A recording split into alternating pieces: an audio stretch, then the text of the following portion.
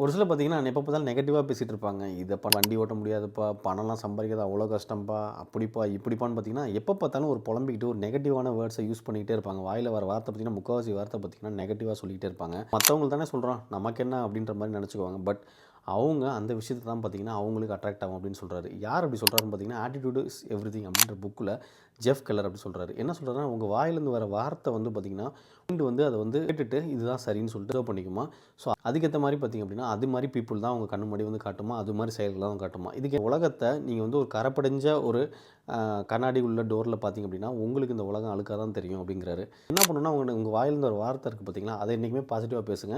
இந்த மாரி விஷயங்கள் எதுவுமே பார்த்தீங்கன்னா, உங்களுக்கு நெகட்டிவா நடக்கிறது எதுவுமே நடக்காது. அப்படின்ற மாரி சொல்லியிருக்காரு. இதெல்லாம் பாசிபிளாப்பா? சும்மா வாயில வர வார்த்தை அவன் அவன் என்ன மாரி கடுப்பேத்திட்டு இருக்கானுங்க. ஆஃபீஸ்க்கு போனா என்னென்னலாம் பண்ணிட்டு இருக்கானுங்க. நீங்க என்னன்னா இப்படி பேசுங்க, அப்படி பேசுங்கன்றீங்க. ஏதாவது நடக்கிற கதைய சொல்லுங்க பாஸ் அப்படின்னீங்கன்னா, எந்த மாரி பேசலாம்னு சொல்லிட்டு நீங்களே மறக்காம கமெண்ட் பண்ணுங்க. பார்க்குற மத்தவங்களுக்கும் யூஸ்ஃபுல்லா இருக்கும்னு நெனைக்கிறேன்.